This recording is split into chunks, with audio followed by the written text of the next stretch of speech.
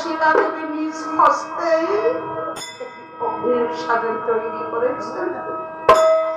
সীতা দেবী অগ্নির ফলকে পরদক্ষিণ করে বেড়াচ্ছেন আর বলেছেন, আর কি বলেছেন? ওই আমি রাগে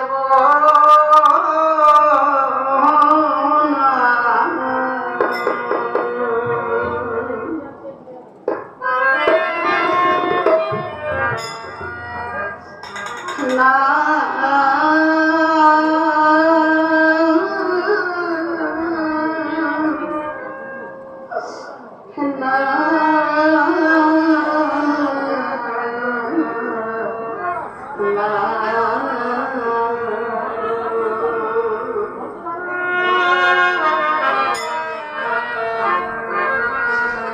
আমি রাখবো না গো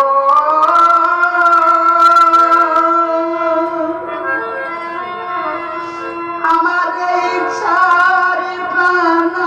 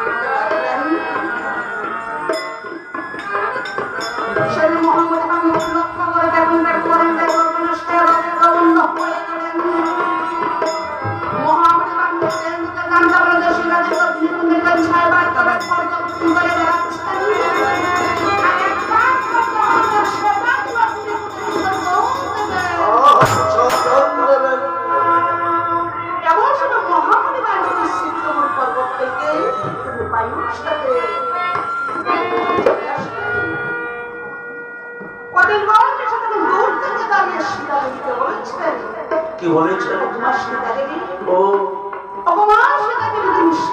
ভগবান তবে তুমি শান্ত হও।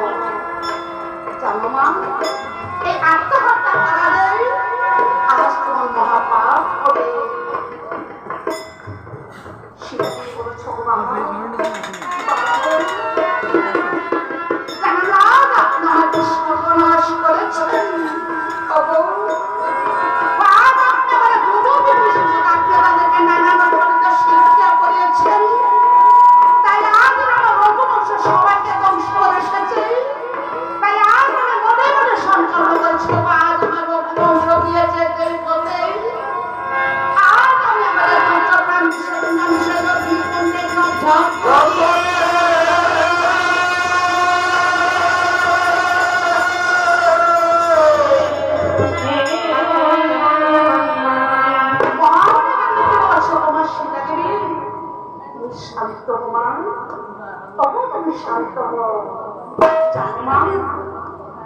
আমি ৬০,০০০ বছর আগে যে রামাকে একদিন আমি করেছিলাম রচনা, আজ আমার সেই রামায়ণ হয়েছে। আমি তাকে কথা দিয়েছি, আজ আমি তোমার রঘুবংশ সবাইকে আমি আজকে দেব। এখন তুমি তোমার এই লক্ষ্যকে নিয়ে তুমি তোমার আশ্রমে চলে যাও। সীতা তিনি লক্ষ্যকে নিয়ে চলে গেলেন তার আশ্রমে। ওই দিকে মহাবলী করজগতে ছিড়িয়ে ছিড়িয়ে এবার রঘুবংশ সবাইকে কাছে দিয়েছেন।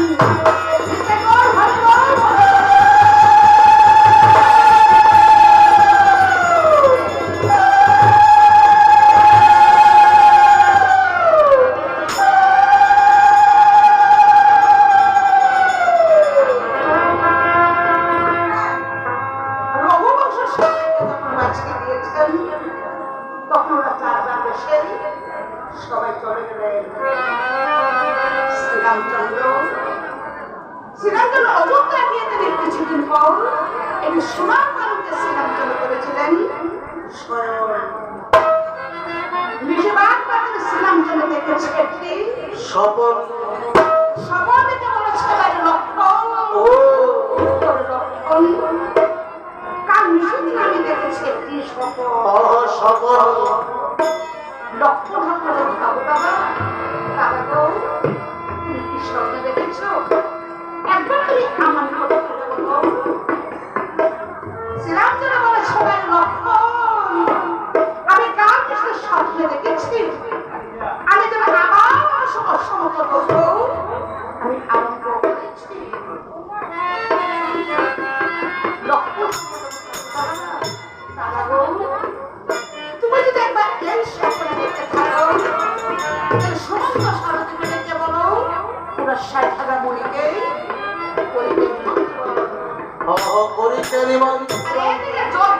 কিছু লাগে বাবা, সবকিছু আয়োজন করেছি আমি এখন